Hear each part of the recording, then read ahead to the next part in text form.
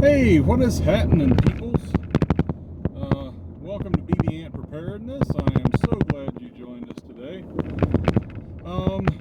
We're kind of in the middle of doing a video series on hunting. And I attempted to do some videoing in the woods yesterday. Didn't work out so good.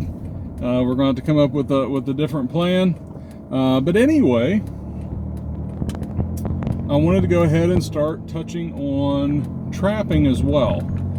It's a little bit early for trapping, but I'm kind of looking at it like, okay, I'm going to put this video out.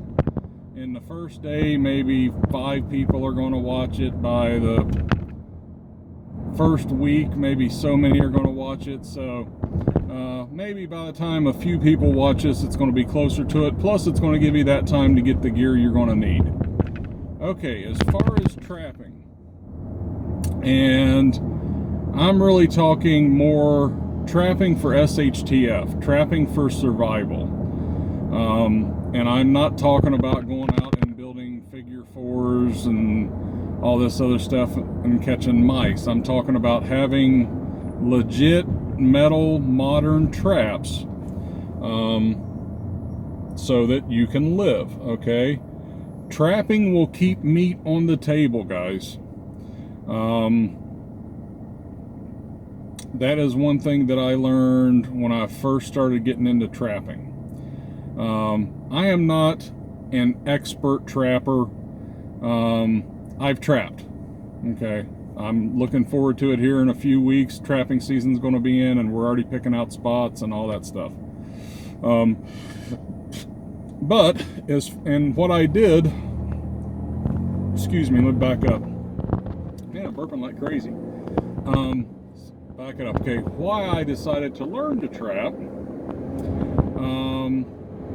You know, for those of you that watch my channel know that I've always been fascinated with the settlers as they moved west, and the mountain men before that, the long hunters, the trailblazers, and how they lived, right? But also, you know, I'm into the preparedness. If you've watched my other videos, and we're doing a hunting series right now, like I said, but I feel that hunting is probably going to be okay for the first month, maybe, after an event, and we're talking about a major event.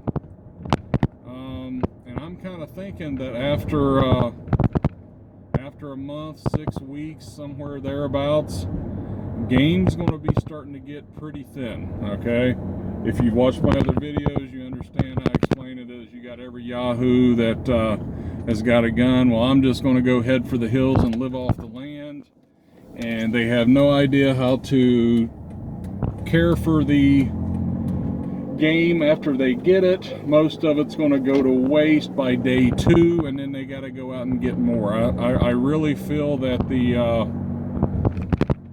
medium to large game animals, your deer,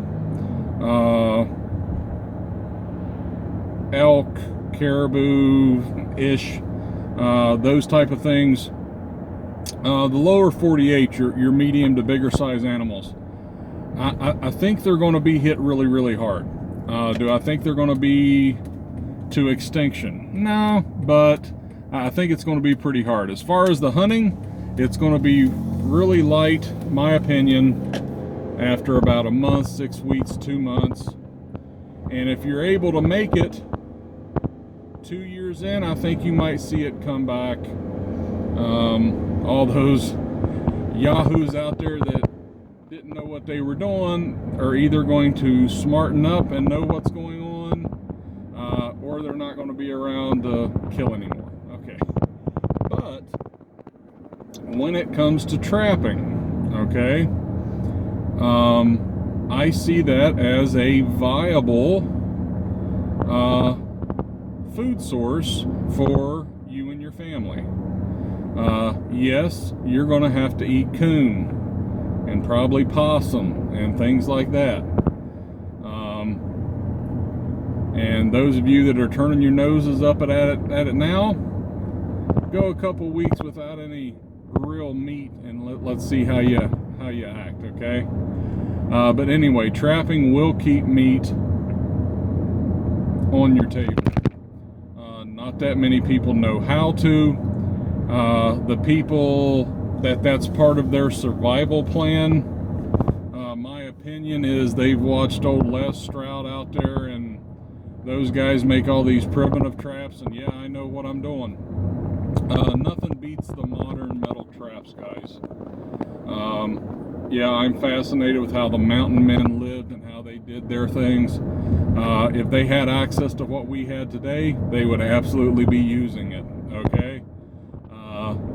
You know, talk about the George Washington and the fight for our independence, you know, the Revolutionary War, and when they wrote the Constitution, they were not intending for it to be the ARs.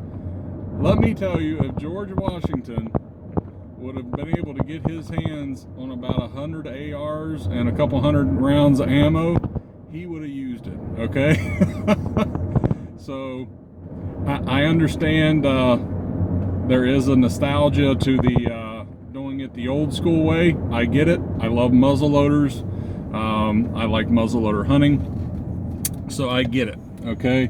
But when you're talking about survival, you got to get out of the realm of romantic fantasy of going out there in your buckskins and setting the deadfall traps and all this other good stuff. Go ahead, take the time now, go ahead and snag you some traps, learn how to use them. With trapping, what I can tell you about, coon, pretty easy to trap, okay, pretty darn easy to trap. They are curious by nature. That's why, you know, even in the suburbs and urban areas, people have issues with them destroying the trash, right? They're just naturally curious by nature. You don't have to worry about a ton of scent control with them. If you get into your predator trapping, your coyotes, your bigger cats, you have to watch your scent hard. Like if you're never not going to leave human scent, okay? But if you leave a ton of scent there, you might as well not even worry about it. I had some sets lined up to where I knew there was a decent amount of coyotes in the area. And we set out half a dozen traps in along this little couple 100-yard area, a couple 100 yards long area, and nothing. We had gone out one day to check the traps, and we can see coyote track 10-15 feet from our traps. They never even slowed down. Caught house cats. That's fun. I live released them. I didn't shoot them. I kept waiting for those suckers to right on my face though as I'm trying to let them go. But no, even the coyotes, which a lot of people trap coyotes, they're leery of that stuff. You got to watch. But as far as coon, as far as possum, they're pretty easy, and you would be surprised how many's out there. And that's why I say that it can keep meat on your table. Now, if you go out and you catch 20 coons in 1 week, yeah, you're going to have a larger area. But if you go out, take what you need as you need it, yeah, it can keep you in meat. I really like the foothold traps, okay? The foot encasing, the dog-proof traps is really what I like. You don't have to worry about non-target animals stepping in them, messing up your set. You set them and you kind of bait the area up a little bit. Typically what I like to do is go to the dollar store, the cheapy store, and get a can of tuna, can of oysters, fishy, strong smelling stuff. Take an old peanut butter jar, Miracle Whip, whatever jar, mix all that up, and that's your attractant, okay? You have attractant and you have bait. They're kind of two different things. My bait for the dog-proof traps, the little marshmallows work excellent. That or some dog food or some cat food works really, really well. I like the little marshmallows because they stand out against the forest floor, these little white specks. So they see it, and you know, of course, they got a sweet smell. But what I'll do is I will figure out where I want to set trap at, and I've made up some cables that I can just wrap around a tree and attach my trap right to it. I will show all you guys this during trapping season. I don't have to worry about being quiet. I can just talk while I'm doing stuff. But I'll take some of the attractant, the oyster slash clam or sardine, whatever mix, and I'll take a stick and I'll spread a little bit on a limb head high or something like that. And when I mean a little bit, I don't know, size of a large grape, you know, quarter size if you're talking diameter. And what that's going to do is, being up off the ground a little bit, the wind is going to carry that scent farther. Okay, it's going to do a better job. But then right under that is when I'll sprinkle a little bit of dog food or cat food or the little marshmallows on the ground, enough that they can see it, enough that they can try it, say, yeah, I like it. And then in your dog-proof trap, you put a couple marshmallows down in there, or some dog food or some cat food or something. And what it is the coons are going to be sitting there eating what you've spread out on the forest floor, and they're going to smell that there's some in that dog-proof trap, and they're going to look in there, they're going to see it, and they're going to reach in to get it, and they're going to grab the trigger and set it off. And what it does is it grabs a hold of their front paw. It is a non-killing trap. It just grabs a hold of them. I've live released possums that I've caught like that, and yeah, it was a little nerve-wracking. They're laying there and they got a whole mouthful of teeth, but just easy, and I go ahead and release the trap. Their paw comes out and they walk off. I did have one little possum, unfortunately it did hurt his paw, and I went ahead and put him down. I say unfortunately because I actually care. I don't want anything to suffer. You guys know that. I don't care about killing anything, but I don't want anything to suffer. But the dog-proof traps work really, really well. You guys will definitely see us setting some of those out, and you'll see the catch that we get from it as well. But yeah, you purchase half a dozen of the dog-proof traps, and that will keep you in coon or possum. Now, if you're looking more to the coyote, wolf, if you got wolves in your area, if you're out in Rockies, yeah, the dog proof aren't going to work. They are dog proof. They're meant for something it's got little digits to grab with, you know, like a coon, for them to reach down in there and grab it. You're going to need foothold traps with the other, just your standard spring traps. Okay, I am going to push pause here real quick. Alright, sorry about that. Errands, always errands to run. Snaring works, okay? The only thing that I don't like about snaring is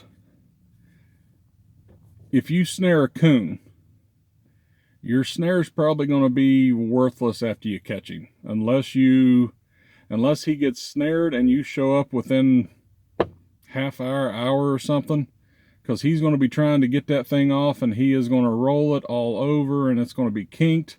Also, if you're wanting to keep it for the fur, I don't recommend snaring either, because a lot of times they'll get it wrapped up in their fur, it'll yank her fur out and it'll be all ugly. They work, snares work. You don't have to worry about the bait and the attractant as much. You kind of find a small game trail and you set them up and you just let it do its thing. Let me see. You probably won't see us setting any snares out. I'm not a huge fan. I don't know. We'll see how it goes. Okay, the body gripping traps. Okay, the conibears. They are a killing trap. Okay, and they work as well. I like to use them anywhere you have a creek, a small stream, something to where you can have a fallen tree that has fallen across it. We got errands to run, so I apologize. I'm in the middle of making a video, so just let you know. If you've got that tree that's fallen across that creek or stream, animals are going to use that to cross the water. So you can take that conibear trap. Do you not have your shoes on, boy? I have them right here. They need to be on your feet. Yeah. Anyway, kids, right? With the conibear trap, I'm making a video right now, so I'm not talking to you yet. I'll talk to you in a little bit. Love you. Okay. Conibear trap, you find you a log crossing a creek, a stream, something like that, a ravine. Animals are going to take the path of least resistance, just like us. If they have a chance to be lazy, they're going to. If they have a chance to cross a creek or a stream without getting wet and swimming, they're going to do that. So you can take a conibear trap, and you carry a bag of nails in your pouch. Man. Huh? I know what trap you're talking about. Yeah, you know what trap I'm talking about. Yeah, you do. And I will show everybody all this stuff later on. But put it on there. That way, pretty much they have to walk through your trap to get across using that fallen tree, that log. When they walk through your trap, they activate the trigger, and all of a sudden you got dead animal in your trap. Very handy. You don't have to worry about bait or lure with that setup. But there's different setups you can use for your conibear. I like the conibear a lot because it is a killing trap. You don't have to worry about the animal kicking around, rolling around, trying to get out of your trap. Once he hits that trigger, it's lights out. There's no more, no mas. So like those a lot. But just a quick introduction into the trapping. If you guys are interested in it, I would recommend, if you want to start out with the dog-proof traps, snag a couple of them, get them now. And the conibears, I highly recommend. They're pretty simple. You don't have to worry about a lot of scent control and all that other good stuff. And like I said, they will keep meat on the table. So, trapping can get a little bit expensive if you're talking about fur care and tanning and all that, if you're wanting to go that route. And buying all of the scrapers and everything else, it can. But if you are looking just to learn how to do this for food, once you buy the traps, that's it. And that's the great thing about the traps. You can use them over and over and over and over and over and over and over. I bought some footholds from a flea market 8 years ago. And I don't even know how old they already were. But they're still working perfectly fine. You can modify traps, you can get stronger springs, lighter springs, different jaws. There's a lot to it. And the antique traps, there's actually a collector's market for it out there. So if you go to a yard sale, garage sale, something like that, and you see some traps there, and they're not too much, just go ahead and snag them. Okay, that's my recommendation. But we will wrap this up here. If you've never tried it, please give it a shot. Excuse me.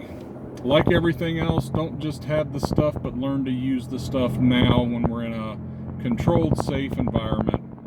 And that way, if something does happen and all of a sudden you're stuck with all this gear and you don't know how to use it. So I'll leave on that note. Appreciate it, guys. Thanks a lot, and we'll talk to you after